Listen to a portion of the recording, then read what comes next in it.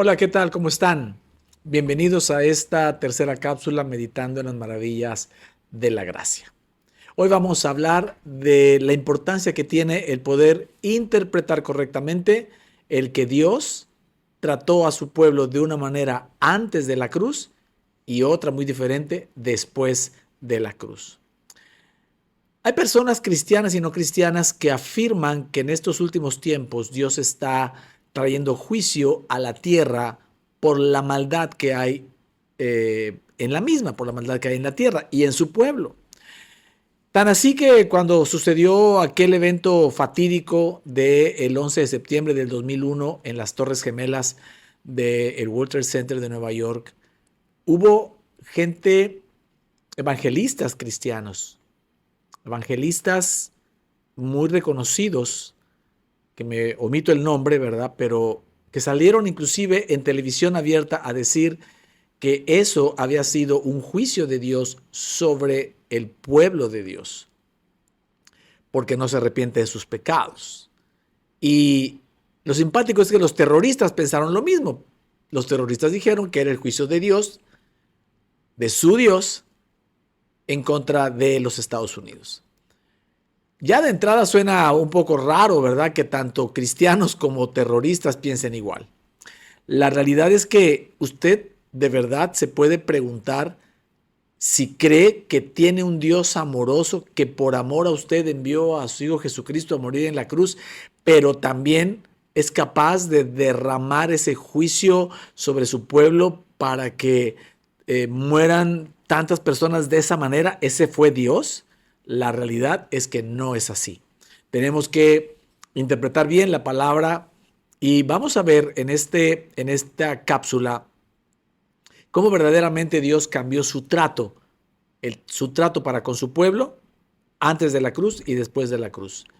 Segundo libro de Reyes, capítulo 1, versos 9 y 10, el rey manda a llamar al profeta Elías y para eso le envía un pelotón de 50 soldados con su capitán. Y miren lo que sucede. Dice, luego envió a él un capitán de 50 con sus 50, el cual subió a donde él estaba. Y he aquí que él estaba sentado en la cumbre del monte. Y el capitán le dijo, varón de Dios, el rey ha dicho que desciendas. Y Elías respondió y dijo al capitán de 50, si yo soy varón de Dios, descienda fuego del cielo y consúmate con tus 50. Y descendió fuego del cielo que lo consumió a él y a sus 50. El rey envió un segundo pelotón de 50 con su capitán de 50 y también pasó lo mismo. Y envió un tercer pelotón, el cual el capitán pidió misericordia y ya no sucedió. Esto fue antes de la cruz, obviamente, en los tiempos del profeta Elías. Mire cómo sucede en los tiempos de Jesús, sus discípulos, inclusive trayendo a colación este evento del profeta Elías. Lucas capítulo 9, versos 52 y al 56. Dice, y envió mensajeros delante de él, los cuales fueron y entraron en una aldea de los samaritanos para hacerle preparativos. Jesús quería predicar en esa aldea. Mas no le recibieron porque su aspecto era como de ir a Jerusalén. Los samaritanos y los israelitas no se llevaban. Dice, viendo esto sus discípulos, imagínense, Jacobo y Juan, de su círculo más cercano eran Pedro, Jacobo y Juan, que eran hermanos, dijeron, Señor, ¿quieres que mandemos que descienda fuego del cielo como hizo Elías y los consuma? O sea, Jacobo y Juan tenían los mismos conocimientos, ¿verdad?, de lo que había pasado en los tiempos de Elías. Y por eso dijeron, si quieres, hacemos como Elías, mandamos a pedir fuego del cielo y que consuma a todos estos samaritanos. Entonces, volviéndose, él los reprendió diciendo, vosotros no sabéis de qué espíritu sois, porque el Hijo del Hombre no ha venido para perder las almas de los hombres, sino para salvarlas. Y se fueron a otra aldea. ¿Te das cuenta que el espíritu de Jesús, el espíritu en el nuevo tiempo de la cruz, Jesús iba hacia la cruz y tenemos que entender que dentro del Nuevo Testamento, especialmente en los evangelios, va a haber momentos en que Jesús se dirige a los judíos y a los gentiles haciendo referencias al antiguo pacto de la ley, y en otros momentos como este va a hacer referencias a lo que Dios quiere que suceda con su pueblo porque Él va a la cruz, ¿ok? Y aquí está haciendo clara distinción de cuál es el corazón de Dios, cómo era el corazón de Dios para con el hombre antes de la cruz y cómo es el corazón de Dios para con el hombre y para con su pueblo después de la cruz. Dios dijo, la palabra dice que de tal manera amó Dios al mundo, a todos. Obviamente los que ya recibieron a Jesús y los que aún no lo reciben, ¿ok?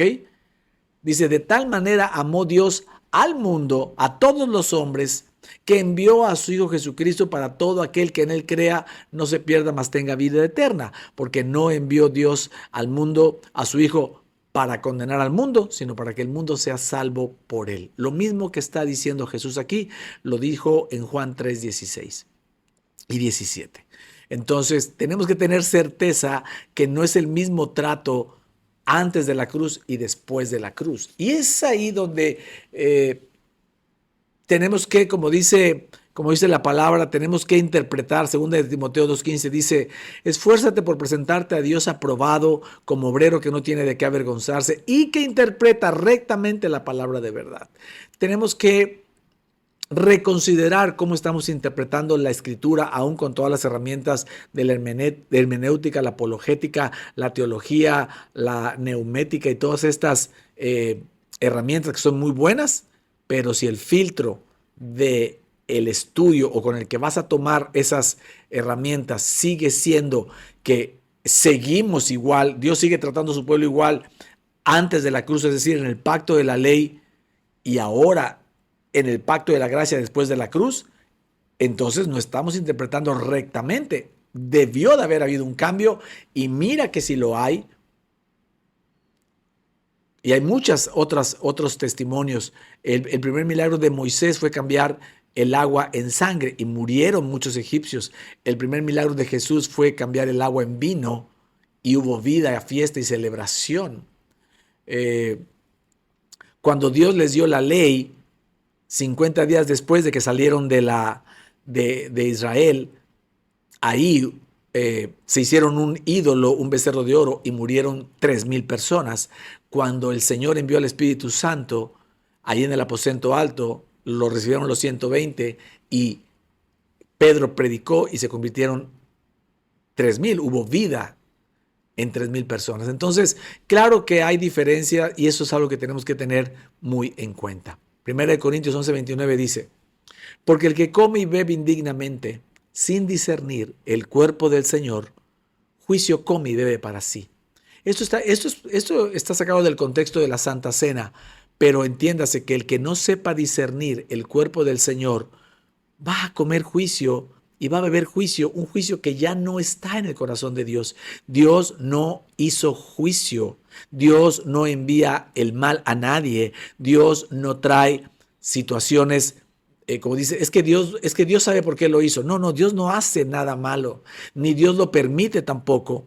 Es el libre albedrío de la gente y la circunstancia de todos los libres albedríos de toda la población los que terminan haciendo esto. La maldad del hombre, la ausencia de Dios es la que termina haciendo esos actos terroristas y ese juicio, pero sobre de ti ya no tienes que cargar un juicio de lo que hiciste en el pasado.